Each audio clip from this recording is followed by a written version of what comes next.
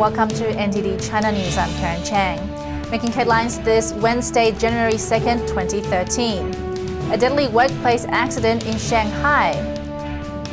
What the Chinese public looks forward to in 2013. And a New Year resolution for state-run People's Daily. A workplace accident in China has killed 5 workers. It happened in Shanghai on New Year's Eve. Here's more. 5 people have died in a subway construction site in Shanghai on Tuesday. The accident injured another 18 people. It happened around 9 p.m. local time on New Year's Eve. State-run Xinhua News Agency reports that the victims were working on a parking lot in New Pudong. That's when a concrete platform collapsed at an unfinished subway line. We were cementing on the top of the platform and I heard a cracking noise. Then I felt the platform collapse behind us. I didn't know how I felt. 1 person died at the scene. Another 4 died later in hospital. Authorities say they are still investigating the cause of the collapse. Workplace safety is a concern in China, where regulations are often ignored. In September last year, a platform elevator at a construction site collapsed in southern Hubei province. It plunged 30 floors, killing 19 workers. Reform is what Chinese leaders have been talking about for more than 30 years. In 2013, it remains the Communist Party's general political direction. But does new leader Xi Jinping know what needs to be done to fix the wide range of problems the party is facing? A speech he gave on the last day of 2012 offers a hint. On New Year's Eve, Xi Jinping gave a speech to China's leaders about the new year ahead. During his talk, he made it clear that China needs to reform. But he also made it clear that the reform would be within the current political system. State-run Xinhua reported Xi as saying the road ahead would be like crossing the river by filling the stones. It's a saying coined by Chinese revolutionary Deng Xiaoping 3 decades ago. Chief editor of China Affairs magazine Wu Fan says this shows the Communist Party doesn't know how to proceed. It's important to have a path, know how to take each step. They should have a plan, yet they're still feeling the stones. Actually, there are no stones for them to touch. They're way too deep. Xi also stressed the need to keep society stable. That was the mantra of his predecessor Hu Jintao. But for the past decade, Chinese citizens have become more vocal, the public ever more willing to voice their discontent. Chinese democracy activist En Guang says he believes Xi Jinping understands the deep-seated issues confronting China today. But whether Xi can bring about meaningful change is less certain. He may undertake partial reform, but it will only apply to the lower levels of power. He may introduce things like social security and address some of what's fueling discontent, but he will not discard the so-called Chinese characteristics the regime clings onto for power. Observers have speculated over how Xi Jinping will shape China over the next decade. As N suggests, and former leader Hu Jintao confirmed, whatever reform takes place will be within the system of communist and one-party rule. 2012 was a big year for China, with some pretty major political scandals, a new leadership and rising tensions with its Asian neighbors. With the arrival of 2013, what are Chinese citizens looking forward to in this new year? As the world comes into a new year, Chinese citizens share their hopes, expectations, and wishes for 2013. A state-run newspaper, Modern Express, invited Chinese citizens to post their comments in a forum called Compare Your Wishes for 2013. Topping the list were things like health, money, and love, with a pay raise being the most common wish. But for a petitioner from Jiangsu province, his wish is more simple. After being sent to a labor camp twice for appealing to the government, Dong Shifa will be content with what most already have. My wish isn't easy to grant. I want to live a normal life and have a home. My biggest wish is that my appeal be granted. However, while this wish is in sight, it is not within reach. For activist and lawyer Li Xianyang, his hopes are for China's future. I hope in China, this disaster-ridden land, people can see democracy and the rule of law soon. Sun Wenguang was a professor at Shandong University and previously tried to run in local elections. He says he thinks that Chinese people are waking up to their rights and will soon take action. More people are waking up, and when they do, it won't be just talk, but also action. They'll be able to unite. Everyone wants freedom, democracy, the rule of law, and a constitution. With new leadership in China, many are predicting change. But what form that change will take remains to be seen. New Year is a time for resolutions. That includes for party-controlled newspapers. This posting by state-run People's Daily on January 1st on its Weibo account has caught the attention of netizens. People's Daily says that in the new year, it will, quote, try hard to speak the truth and write about the truth. That solemn pledge is now being mocked. This Weibo user says, quote, this means whatever you wrote before were lies. It's a basic requirement for a media to speak the truth, but for you, People's Daily, it's something you need to try hard to do.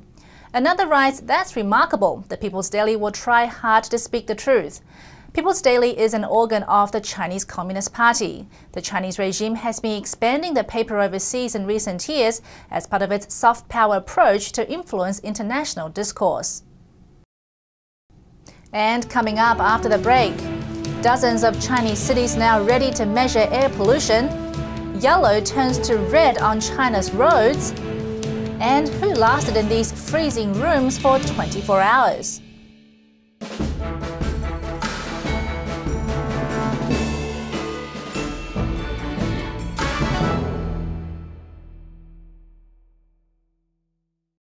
And welcome back. With heavy industrialization in China comes heavy air. For a while now, air pollution has been a major environmental problem facing Chinese leaders, especially after foreign consulates began to release details on fine pollutants. Now, dozens of Chinese cities say they are ready to do the same. 74 Chinese cities are now releasing daily air quality reports. Included in the readings are PM 2.5 pollution particles, which are considered the most dangerous because they can get into lungs and cause severe health problems. These particulates come from things like industrial production, coal burning, vehicle emission, and solvents. In the past, only larger PM 10 particles were being monitored, which aren't as much as a health risk as PM 2.5 particles. The air quality reports will be updated every hour on the China National Environmental Monitoring Center website, and there are also monitoring stations where people can go to for readings.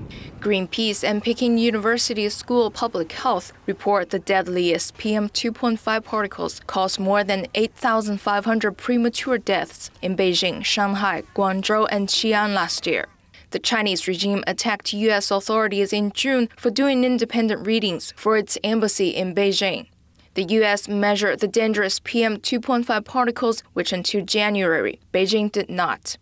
It accused the U.S. of using unfair standards to judge the air quality because the U.S. has higher environmental standards. Chinese drivers may have a hard time telling the difference between a yellow light and a red. No, they're not going colorblind. Rather, a new set of traffic rules have just been introduced and it's created some confusion. January 1st was not only the start of a new year in China, it was also the start of new traffic laws. Starting on Tuesday, drivers must stop on yellow lights like they do for red. It's meant to improve safety on Chinese roads, but some say the sudden change will do the opposite. We feel that it's a problem that there's no transition zone. For example, a car has inertia during movement. It needs a process to slow down and respond. Many citizens say that this new rule is against Newton's first law of motion. Netizens have criticized the change. One Weibo user said he ran into the back of another car when it stopped abruptly for a yellow light. Penalty points for running a red light have also doubled. It's now 6 points, not 3, based on a 12-point scale. Some citizens think the new laws may not just be for safety. One former police officer says while China has some of the strictest laws and the highest fines in the world, its roads are not safer. So I think this rule is totally for the purpose of giving more fines. Since China has less and less ways of fiscal levy, it wants to give more fines through increasing punishment. According to state-run media, the number of violations a driver can be fined for has risen from 38 to 52 under new regulations. Getting ahead in education is an important part of life in China. That's why a college entrance exam model based on the rigid household registration system has been criticized for being unfair to some kids. Now, several changes have been announced, but children from rural places still have to jump through hurdles to take a shot at going to colleges in big cities. China is trying to reform its college entrance exam system to level the playing field between urban and rural students. But educators say the new changes don't go far enough. The exam system, called Gaokao in Chinese, is based on the student's registered address. This is usually their birthplace because of China's household registration called hukou. This requires children of migrant workers who attend school in one city but were born in another to return to their hometown to take the exam for college. Critics say the system disadvantages these students. They are often forced to leave their parents or drop out of school altogether. Gaokao should take place under a fair system, but now there's discrimination against smaller or rural cities, and the entrance rules in place are unreasonable. China's Ministry of Education recently told provincial authorities to improve the system by the deadline of December 31, 2012. Some cities have announced changes, but many still have additional requirements for migrant students. In Beijing, the type and length of employment of the parents, whether the family has a permanent place to live, or if they contributed to Social Security, will all determine the student's eligibility for Gaokao in the city. For ordinary citizens, the changes don't mean much. For an average laborer, it's impossible for them to contribute to Social Security or even have a stable home address. There is also opposition to changing the rules. Some urban residents say it will create more competition for their kids if children from rural places can take their exams in the city. China has a growing urban population. Official figures show more than 250 million farmers have moved to the cities to look for work. They bring with them around 20 million children to urban areas. Another 10 million are left behind in rural towns. For 2 days, 4 contestants in Changsha, city of China's Hunan province, put their minds and bodies to the test. They took part in a competition called Frozen for 24 hours. They stayed inside the small ice room. Its temperature kept at a cool 23 degrees Fahrenheit. Standing in the structure, the men couldn't sleep. They were also not allowed to eat or drink. Warm clothes out of the question. Braving freezing conditions is nothing new for these men, though. Cui Deyi is a record holder for Arctic swimming, and Wang Baoyu has received many awards for similar low-temperature stuff.